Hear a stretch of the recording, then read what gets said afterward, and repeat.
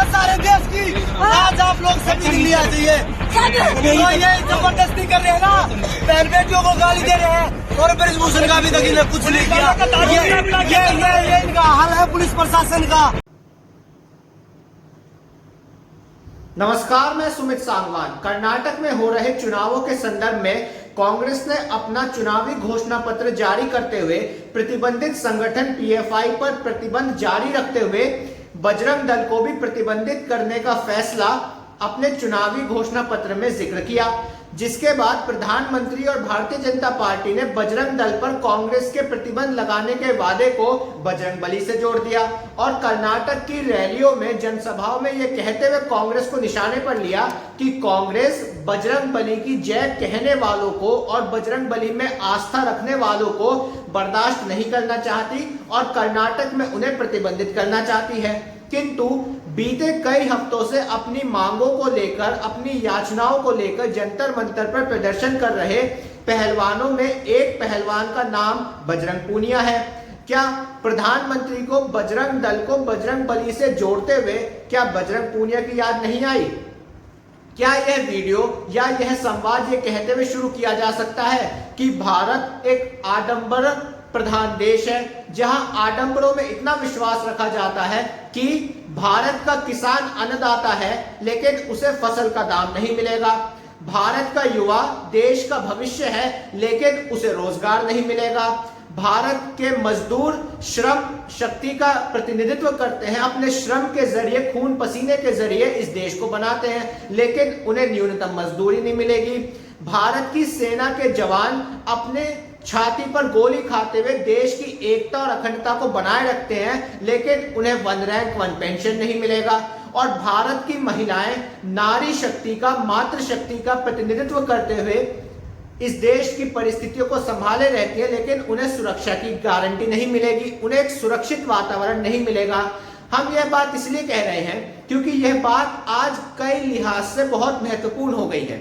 यह विषय कोई आज का नहीं है बल्कि जनवरी 2023 से चल रहा है, यानी इसी वर्ष से। लेकिन आज इस पर बात करनी इसलिए जरूरी आन पड़ी है क्योंकि परिस्थितियां अब एक ऐसी दिशा में बढ़ चली हैं जहां इस बात पर अब चुप्पी नहीं रखी जा सकती और अब इस पर बोलना, इस पर अपने विचारों को व्यक्त करना और साथ ही प्रश्न करना इसलिए भी जरूरी आन पड़ा है क्योंकि बीती रात जब दिल्ली के जंतर मंतर पर प्रदर्शनकारी पहलवानों और दिल्ली पुलिस के बीच कथित तौर पर झड़प हुई, उस झड़प में जिस प्रकार कुछ पहलवानों को चोटें आई, जिनमें गंभीर चोटें भी शामिल हैं, शब्दों पे गौर कीजिएगा, चोटें और गंभीर चोटें भी शामिल हैं, और महिला पहलवानों के साथ कथित बदसलूकी का भी आरोप दिल्ली पुलिस पर जब लग रहा है तो ऐसे में आज सवाल बहुत ही सीधे और सटीक होने हैं और किसी भी प्रकार की लाग लपेट की बातें करने का समय अब नहीं रह गया है, क्योंकि मीठा बोलकर ना हम अपने आप को और ना अपने श्रोताओं को मधुमेह यानी डायबिटीज करना चाहते हैं। बात बिल्कुल स्पष्ट होगी, क्या भारत एक आडंबर प्रधान देश है जहां कहने के लिए बातें बहुत सारी हैं लेकिन धरातल पे, वास्तविकता पे, जमीन पे उतारने के लिए कुछ नहीं।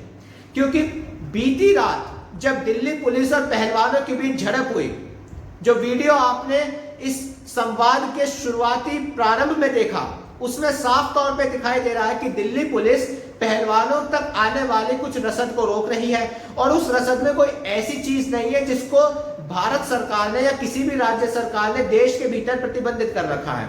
वह लेटने के लिए, सोने के लिए जो प्रयोग किया जाता है, पलंग है, फोल्डिंग है, आप उसे किसी भी रूप में कह सकते हैं, किसी भी भाषा में आप उसका अनुवाद कर सकते हैं। लेकिन जब उनकी मदद के लिए, पहलवानों के सहायता के लिए, क्योंकि कल जिस प्रकार और बीते दिनों जिस प्रकार दिल्ली एनसीआर में मौसम बदला है और बारिश के चलते जंतर मंतर की जमीन जिस तरह से पानी भरा और गीले होने के कारण पहलवानों का यह कहना कि हमारे गद्दे जिस पर हम बैठे थे धरने के परिणाम स्वरूप वह इस रूप में भीग गए कि हमें वहां पर बैठना अब हमारे लिए सरल नहीं रह गया था। लेकिन पहलवानों तक पलंग भी नहीं पहुंचने देना और ये कहते हुए इस बात का उल्लेख करना दिल्ली पुलिस के जरिए कि बिना इजाजत के, बिना अनुमति के आप कोई भी सामान जंतर मंतर पे नहीं ला सकते, आज बात करनी जरूरी है। पहलवान आज से नहीं बीते कई महीनों से एक मांग को लेकर प्रदर्शन कर रहे हैं और इसमें सबसे ज्यादा चिंताजनक बात यह है और सबसे महत्वपूर्ण पहलू यह है, इसमें महिला पहलवान है और वह महिला पहलवान कोई गली मोहल्ले नुक्कड़ की महिला पहलवान नहीं है, वो अंतर्राष्ट्रीय स्तर पे भारत के ध्वज को फहरवाने वाली महिला पहलवान है। इसमें विनेश फोगाट है, साक्षी मलिक है और उनका साथ दे रहे बजरंग पूनिया है और तमाम वो पहलवान हैं जिनके जब पुरस्कार जब वो देश के लिए जीतते हैं तो उस पे हर किसी भारतीय की आंखें नम होती हैं, क्योंकि जब राष्ट्रगान विदेशी सरजमी पर पूरे गर्व के साथ राष्ट्रगान गाया जाता है तो हर भारतीय का सीना गर्व से चौड़ा हो जाता है। लेकिन जैसा हमने कहा, क्या भारत आडंबर प्रधान देश है? हम अभी क्या तो इसमें लगा रहे हैं, लेकिन इसका उत्तर इस वीडियो के जरिए आपको मिल जाएगा, क्योंकि पहलवान बीते कई महीनों से महिला पहलवान अपनी इस मांग को लेकर डटी हुई हैं कि उनके साथ गौर कीजिएगा, उनके साथ रेसलिंग फेडरेशन ऑफ इंडिया, भारतीय कुश्ती संघ के अध्यक्ष और बीजेपी के लोकसभा सांसद ब्रजभूषण शरण सिंह ने यौन शोषण किया। उनका यह आरोप है। उन महिला पहलवानों का यह साफ तौर पे कहना है कि ब्रजभूषण शरण सिंह ने अपने पद का दुरुपयोग करते हुए न सिर्फ महिला पहलवानों के साथ दुर्व्यवहार किया बल्कि कथित तौर पे बदसलूकी की और यौन शोषण किया, जिसको लेकर अब उनके भीतर वो हिम्मत आई कि वो अब ब्रजभूषण सिंह के खिलाफ न सिर्फ धरने पे हैं बल्कि इस मांग को लेकर धरना दे रही हैं कि ब्रजभूषण शरण सिंह के खिलाफ न सिर्फ एफआईआर दर्ज की जाए बल्कि उन्हें गिरफ्तार किया जाए और गिरफ्तारी के आश्रय उन्हें उनके पदों से मुक्त किया जाए, बर्खास्त किया जाए और महिला पहलवानों को न्याय दिया जाए। किसी के लिए भी यह वाक्य सुनने के बाद प्रथम दृष्टया आपके मन में बात आ रही होगी कि अगर ऐसी घटना हुई है तो एफआईआर तो होनी चाहिए। एफआईआर का अर्थ ही प्राथमिकी है, यानी कि प्रथम दृष्टया क्या आपके साथ हुआ उसका विवरण दीजिए। लेकिन मदर ऑफ डेमोक्रेसी यानी लोकतंत्र की जननी में बहुत चीजें बदल जाती हैं। वो लोकतंत्र हुआ करता था जब बात पर एफआईआर दर्ज हुआ करती थी, अब लोकतंत्र नहीं, अब लोकतंत्र की जननी है। बात आगे बढ़ चुकी है और लोकतंत्र की जननी में चेहरा भी मायने रखता है। आप जो आरोप लगा रहा है वो कौन है, हमारे साथ का कोई व्यक्ति है या हमारे खिलाफ का कोई व्यक्ति है? जिस पर आरोप लग रहा है हमारे से कोई उसके संबंध है या वो हमसे बिल्कुल अलहदा है, हमसे जुदा है? कहने का तात्पर्य यह बात इसलिए जरूरी आन पड़ी क्योंकि ब्रजभूषण शरण सिंह, नाम पे गौर कीजिए, ब्रजभूषण शरण सिंह कोई साधारण व्यक्ति नहीं है। बिल्कुल सही बात है। भारतीय जनता पार्टी के जो देश की सत्ता पर काबिज है और जिसकी कई प्रांतों में राज्यों में अपने बूते और सहयोगियों के साथ सरकारें हैं, ब्रजभूषण शरण सिंह उसके सदस्य हैं और लोकसभा के 6 बार के सांसद हैं। 6 बार यानी जनता का समर्थन और पार्टी का समर्थन। लेकिन क्या जनता का समर्थन गलत कार्य करने की इजाजत हो सकता है? आप में से जो भी ये वीडियो अब तक सुन रहा होगा वो यही कहेगा, नहीं, गलत काम करने की तो कोई इजाजत नहीं हो सकती, किसी भी तरह नहीं हो सकती, चाहे आप जनप्रतिनिधि हो, सरकारी कर्मचारी हो या इस देश के आम नागरिक हो। बिल्कुल सही बात है। लेकिन मदर ऑफ डेमोक्रेसी में चीजें बहुत स्पष्ट की जाती हैं, क्योंकि ब्रजभूषण शरण सिंह का यह कहना कि यह विषय दरअसल यौन उत्पीड़न, यौन शोषण का नहीं है बल्कि वर्चस्व का है। और कुछ लोग ब्रजभूषण को बर्दाश्त नहीं कर पा रहे हैं कि वो रेसलिंग फेडरेशन ऑफ इंडिया यानी भारतीय कुश्ती संघ के अध्यक्ष क्यों हैं। यह ब्रजभूषण सिंह का कहना है। लेकिन ब्रजभूषण शरण सिंह पर जो आरोप है वह साधारण नहीं है, वह एक गंभीर आरोप है और उन आरोपों की पृष्ठभूमि को यदि देखें तो महिला पहलवान कोई पहली बार ऐसा नहीं है कि अप्रैल में आई है। वह जनवरी 2023 में भी कई दिन तक जंतर मंतर पर अपनी बातों को रखकर गई थी। उसके बाद पूरा जो घटनाक्रम जिस प्रकार हुआ, खेल मंत्री के साथ उनकी वार्ता हुई, कमेटी बना दी गई भारत में। और यूं कहें मदर ऑफ डेमोक्रेसी में कमेटी का खेल बहुत अच्छा होता है। आपको किसी भी चीज को ठंडे बस्ते में यदि डालना है तो आप कमेटी बना दीजिए। किसान आंदोलन के दौरान कमेटी बनाई गई, हर चीज में कमेटी बना दी जाती है। पेगासस जासूसी मामले में भी कमेटी बनाई गई, गौतम अडानी के विषय में भी कमेटी बनी हुई है, और महिला पहलवानों के जो मांग है, जो उनकी शिकायतें हैं, उन पर भी कमेटी बना दी गई। लेकिन कमेटियों का नतीजा क्या निकलता है, परिणाम क्या होता है, ये बताने की जरूरत नहीं है। 0 सन्नाटा। यह बहुत स्पष्ट है कि कमेटी बनाने का ही तात्पर्य है कि जिस प्रकार जब हम अगर मोबाइल के संदर्भ में देखें, तकनीक के संदर्भ में देखें, तो एक फेसबुक है, एक फेसबुक लाइट है, एक इंस्टाग्राम है, एक इंस्टाग्राम लाइट है दोनों एक ही चीज ही, लेकिन एक ज्यादा जगह घेरता है डिवाइस में और एक कम जगह घेरता है। फीचर्स ऊपर नीचे हो सकते हैं, हम उसमें नहीं जा रहे हैं, लेकिन उसी की तर्ज पर या तो आप साफ मना कर दीजिए हम न्याय नहीं देंगे, नहीं तो कमेटी बना दीजिए, अंततः दोनों का परिणाम एक निकलना है, न्याय नहीं मिलना है। लेकिन सवाल यह है कि आखिर देश की बेटियां, आपकी हमारी बहनें, अगर जंतर मंतर पर बीते कई हफ्तों से प्रदर्शन कर रही हैं, आंदोलित हैं, अपनी मांग को लेकर, यदि वो बार बार उनके आंसू छलक रहे हैं, जो आंसू उन्हें देखकर देशवासियों के छलका करते थे जब वो मेडल जीतती थी, पुरस्कार जीतती थी, देश के राष्ट्रगान को विदेशी सरजमीन पर गर्व के साथ गुंजवाती थी। आज इस देश की बेटियां जंतर मंतर पर अपने दर्द के, पीड़ा के, कष्ट के आंसू लेकर, उनकी क्या मांग है?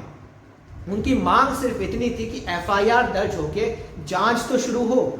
लेकिन मदर ऑफ डेमोक्रेसी में जांच चेहरा देख के होती है, चेहरा और आपकी पृष्ठभूमि।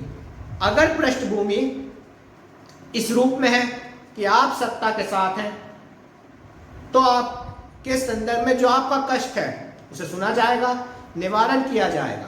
लेकिन अगर आप किसी ऐसे व्यक्ति पर आरोप लगा रहे जो सत्ता के साथ बहुत घनिष्ठ है, तो सुना नहीं जाएगा। गौतम अडानी को लेकर जनवरी में हिंडनबर्ग की रिपोर्ट आने के बाद से आज मई के महीने तक सिर्फ कमेटी के रूप में जांच चल रही है। उसका परिणाम क्या निकलेगा? बीते दिनों सेबी ने सुप्रीम कोर्ट में याचिका दाखिल कर दी कि हमें 6 महीने का समय और चाहिए।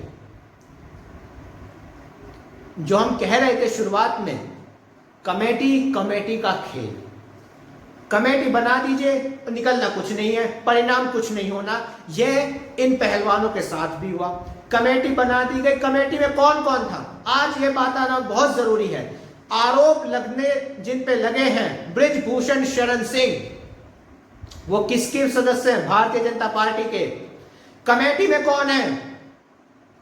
बबीता फोगाट, जो भारतीय जनता पार्टी के टिकट पर हरियाणा में 2019 में विधानसभा चुनाव लड़ी। योगेश्वर दत्त, जो 2020-21 के करीब हरियाणा में भारतीय जनता पार्टी के टिकट पर उपचुनाव लड़े। मैरी कॉम, जो भारतीय जनता पार्टी के ही कालखंड में बतौर खेल के कोटे से राज्यसभा में नामित की गई।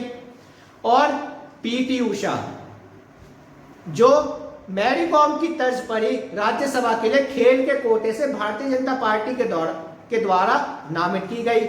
लश्कर भी तुम्हारा, दरबार भी तुम्हारा, तुम झूठ को सच लिखवा दो, अखबार तुम्हारा। इस दौर में फरियादी जाए तो कहां जाए, वकील भी तुम्हारा, अदालत भी तुम्हारा। यानी ऐसी एक कमेटी का निर्माण कर देना जिसका परिणाम कोई आंख बंद करके भी बता सकता है, इसका कुछ नहीं निकलना। ऐसी कमेटी बनाकर एक विषय को ठंडे बस्ते में डाल देने की जो मनोवृत्ति बनाई गई, उसका परिणाम बीती रात इस रूप में निकला कि पहलवानों और पुलिस के बीच झड़प तक हो गई।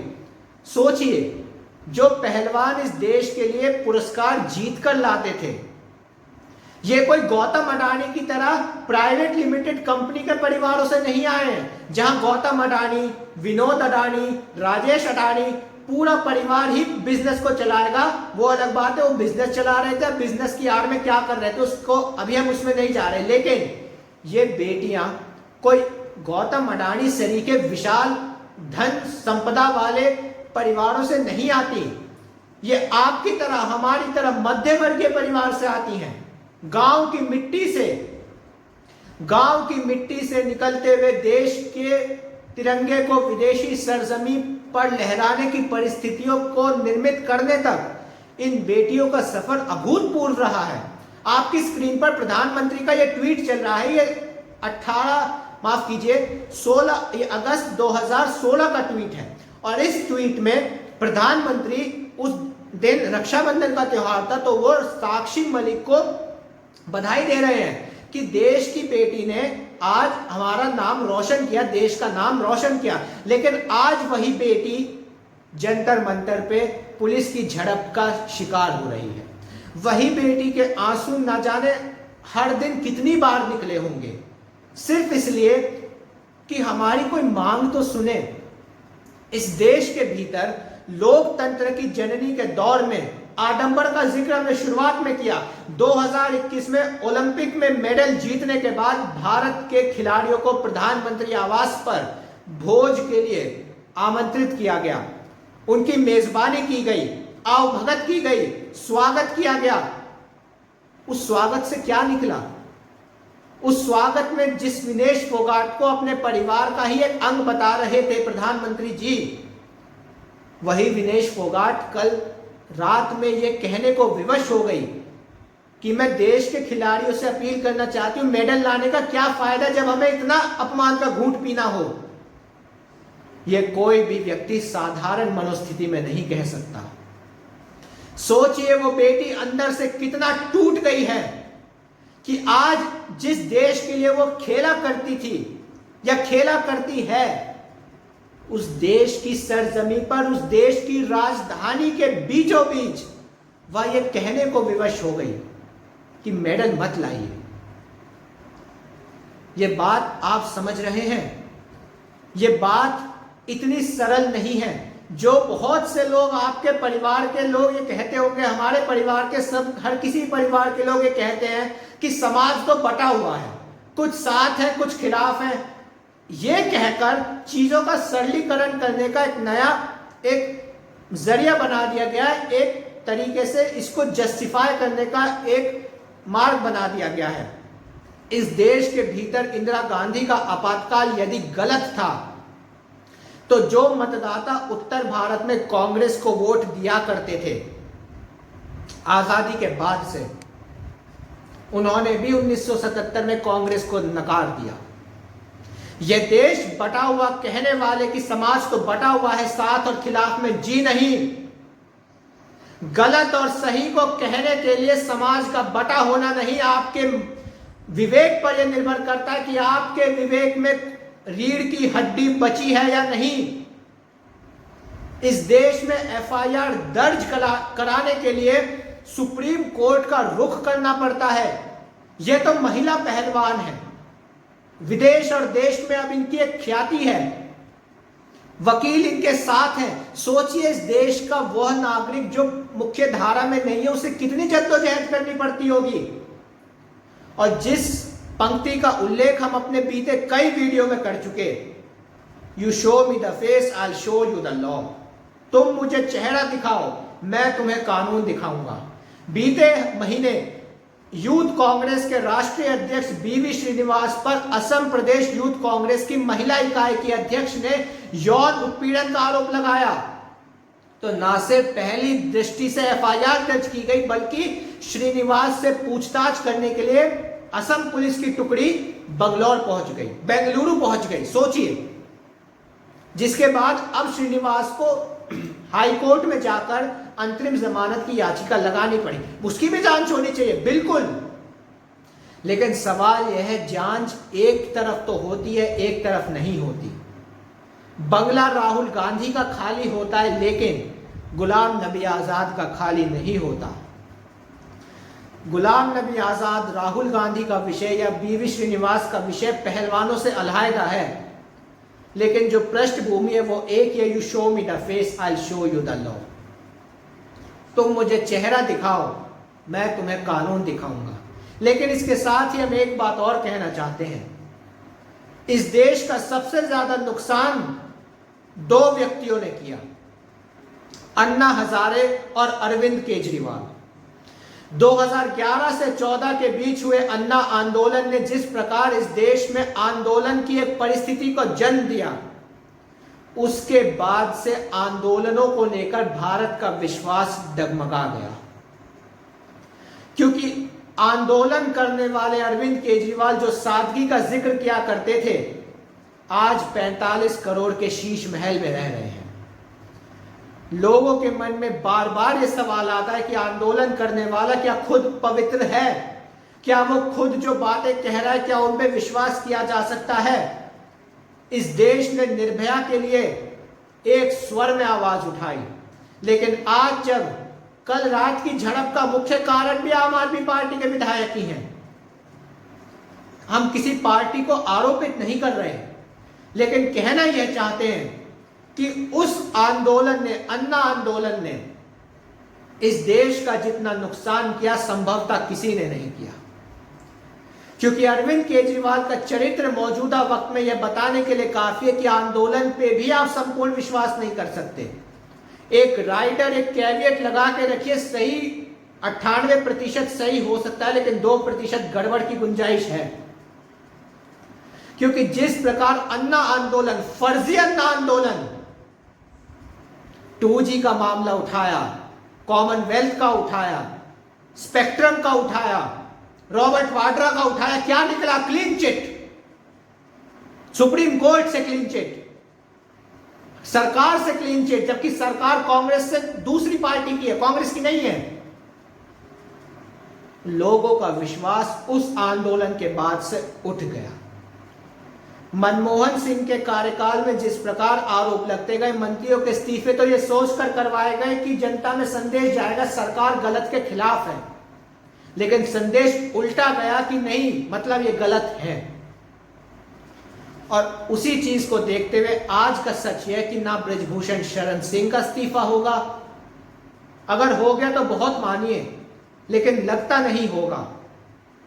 इससे पहले जब सुषमा स्वराज, स्वर्गीय सुषमा स्वराज के ऊपर भी ललित मोदी के संदर्भ में घोटाले या धांधली के आरोप लगे थे, तो उनका भी इस्तीफा नहीं हुआ था। 2019 के लोकसभा चुनाव के बाद सुषमा जी ने खुद मना कर दिया कि अब मैं मंत्री नहीं बनना चाहती।